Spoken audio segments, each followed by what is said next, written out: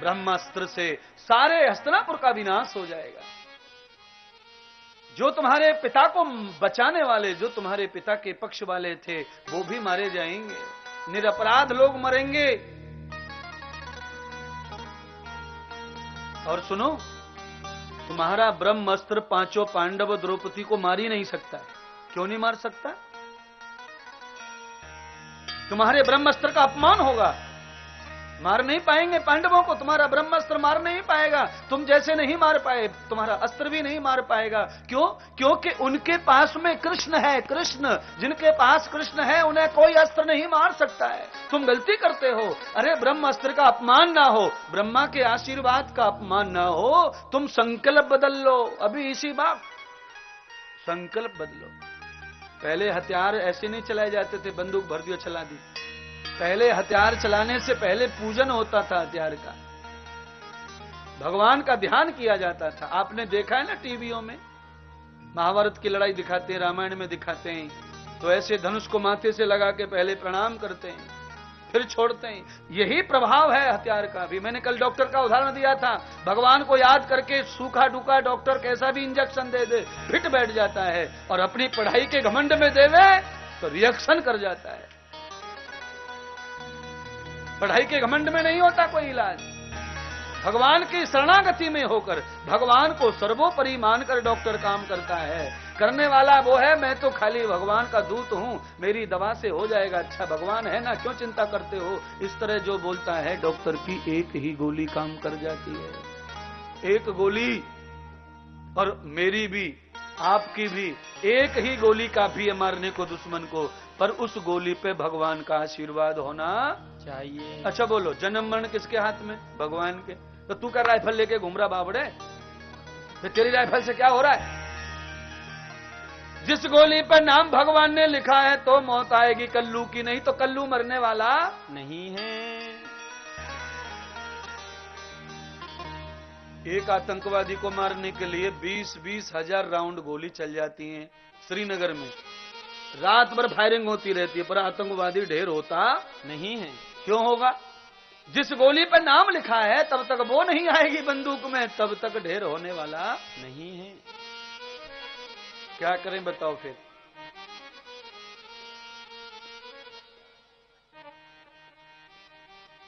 अश्वत्थामा से संकल्प बदलने की बात व्यास जी ने कही। आप कितने भी बड़े दुश्मन को मारने जा रहे हैं, पर किसी बड़े ज्ञानी का सलाह जरूर लो। एक बार बोलिए, क्या लो जरूर? ज्ञानी की। अच्छा कैसा ज्ञानी? टेलर भी तो ज्ञानी होता, कोट सिल देता, टाई बना देता, उससे सलाह लू? हलवाई ज्ञानी होता, रसगुल्ला बना, उससे सलाह ले लू? क्या सलाह देगा वो मारने की, मरने का? किससे सलाह लू? वेदाह जानम तद पुरुष मेधाम भगवते च योगम प्रियात ब्राह्मणम। जो वेद और भागवत का ब्राह्मण ज्ञानी हो, उसके पास जाके सलाह लो कि दुश्मन को कैसे नष्ट किया जा सकता है। जब तक धर्म नीति नहीं आएगी तब तक दुश्मन नीति आने वाली नहीं है। अच्छा हलवाई के पास जाके बोले, भाई बताओ कारगिल का युद्ध कैसे जीतेंगे? तो बोलेगा कि 500 ग्राम ये ले लो, 500 ग्राम ये ले लो, 500 ग्राम ये ले लो, 5 किलो शक्कर ले लो और 1 किलो खोआ ले लो, थोड़ा गर्म करके थाली में जमा दो, बढ़िया बर्फी हो जाएगी।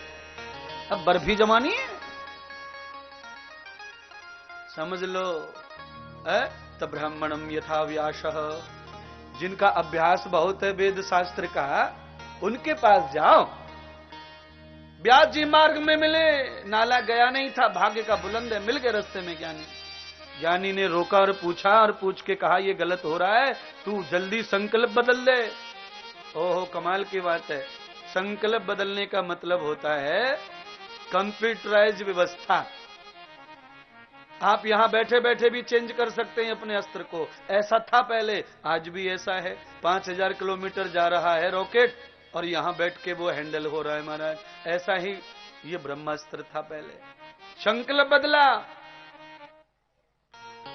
हाथ में जल लिया और संकल्प लिया कि मैंने जो ब्रह्मास्त्र छोड़ा है वो कहां जावे? उत्तरा के गर्भ में जो बालक है उसे मार डाले। अस्त्र भी चल जाएगा, ब्रह्मा जी का वरदान भी सफल हो जाएगा, और पांडवों का अंतिम जो चिराग है वो भी नष्ट हो जाएगा। एक ही साथ इतनी बुद्धि दे दी, संकल्प बदल दिया उसने। संकल्प क्यों बदला बोलिए? एक बार नहीं अनेक बार तुम्हें मौका मिलेगा ऐसा सुनने का, अभी 4 दिन में और कथा में। अश्वत्थामा ने संकल्प बदला। भगवान द्वारिकानाथ वहीं विश्राम कर रहे हैं और संकल्प बदल लिया। संकल्प बदलते ही ब्रह्म अस्त्र अभिमन्यु की पत्नी उत्तरा के गर्भ में जा लग के हस्तिनापुर के अंतिम चिराग परीक्षित को मार डाला, मार दिया। जैसे ही बालक मरा, रोने लगी उत्तरा गर्भ में, दौड़ी। कहां दौड़ी बताओ? भगवान द्वारिकाधीश के कक्ष में, भगवान द्वारिकाधीश के कक्ष में दौड़ पड़ी। हे गोविंद, हे माधव, हे कृष्ण, हे द्वारिकानाथ, मेरे बालक को बचा लो, मेरे बालक को बचा लो, मेरे बालक को बचा लो। हे देवी, जच्चा या बच्चा? बोलो, जच्चा या बच्चा? उत्तरा कहती है मैं मर जाने को तैयार हूं, मुझे मरने दो, पर मेरे बालक को बचा लो। क्यों? तेरे बालक में ऐसा क्या है, और पैदा नहीं होंगे? असित्वम प्रयात्मनम तथाम। मेरे पैदा करने वाला तो चक्रव्यूह के युद्ध में शहीद हो चुका है, अब दूसरा बालक मेरी कोख में नहीं आएगा। मुझे मां बनने की फिक्र नहीं है। मैं बालक, मेरा बालक मरे, मैं मरूं, मुझे कोई फिक्र नहीं। मुझे संसार में किसी से कोई लालच, कोई लोभ नहीं है। मुझे संसार नहीं प्रिय है, इसलिए मुझे मार दो, पर मेरे बालक को बचाओ। क्यों? तेरे बालक को बचाने में ऐसा क्या है जो तू बालक को जिंदा चाहती है? अरे बावड़ी, तू मर जाएगी तो तेरा बालक जिंदा भी रह जाए तो उसका आनंद तुझे तो नहीं मिलेगा। भगवान समझा रहे हैं उत्तरा को। अंत में उत्तरा ने कहा कि मैं अपने बच्चे को इसीलिए नहीं बचाना चाहती हूं कि वो बचेगा तो क्या सुख पाएगा। मैं इसलिए बचाना चाहती हूं कि दुनिया तुम्हारे ऊपर उंगली ना उठाए, तुम्हें कलंक ना लग जाए। हे केशव, हे कृष्ण, हे भगवान, मुझे कलंक क्यों लगेगा? दुनिया मुझ पे उंगली क्यों उठाएगी? अरे भगवान, तुमने चिक चिक के सारे जगत को बता दिया है कि हस्तिनापुर में कुंती के वंश में जो भी मुझे चाहेगा मैं उसे कलंकित नहीं होने दूंगा और उसे मरने नहीं दूंगा। जो मुझे याद करेगा वो फल मैं प्रदान करूंगा। अब दुनिया वालों को पता चल चुका है कि तुमने कुंती के पांडवों के वंश की रक्षा करने का वचन लिया है। अगर आज मेरा बच्चा जिंदा नहीं हुआ तो ऐसे करोड़ों बच्चे आ जाएंगे, पर तुम्हारा गया हुआ चरित्र वापस आने वाला नहीं है। मैं तुम्हारी चिंता करती हूं द्वारिकानाथ। हे भगवान, तुम्हारे सम्मान के लिए मेरे बच्चे की रक्षा करो। तो भगवान ने कहा द्रौपदी से, तुम्हारे बच्चे को जिंदा करने के लिए मुझे तुम्हारे गर्भ में आना पड़ेगा। बिना सोचे समझे उत्तरा ने कह दिया, गम्यम आप्रियात्मनम कथम परदो उदर। आ जाओ, मेरे पेट में आ जाओ, उदर में आ जाओ। भगवान कहते हैं मैं कैसे आ जाऊं? मैं तो किसी के भी पेट में नहीं गया। आज तक मैंने किसी का गर्भ देखा ही नहीं है, मैं आऊं कैसे? और बिना गर्भ में आए मैं तुम्हारे बच्चे को जिंदा नहीं कर सकता। मैं कैसे गर्भ में आऊं? तो उत्तरा ने पूछा। देवकी के उदर में नहीं थे? कौशल्या के पेट से जन्म नहीं लिया तुमने? अदिति के पेट से जन्म नहीं लिया? भगवान कहते नैवं किंचित् वा गर्भ। ना ना ना ना ना ना ना, मैं उनके पेट में नहीं गया, मैंने गर्भ से जन्म नहीं लिया। तो फिर कैसे पैदा हुए? वो मां कैसे बनी तुम्हारी? हाँ, कमाल कर दिया महाराज। भगवान कहते हैं आदित्यम उदरम तथा नैवं कृत्वा जन्मसु अहम कृत्वा हृदयावितम तदम भूता च जन्मय। मैं उनके हृदय में गया हूं, पेट में नहीं। फर्क है, पेट में आना अलग है और हृदय में आना अलग। भगवान ने कहा रामायण पढ़ के देखो, एक बार भागवत पढ़ के देखो, मैं पेट में गया नहीं हूं। कहां है? तो कहा मैं हृदय में हूं। हृदय है, देख हृदय सब देह चेतना।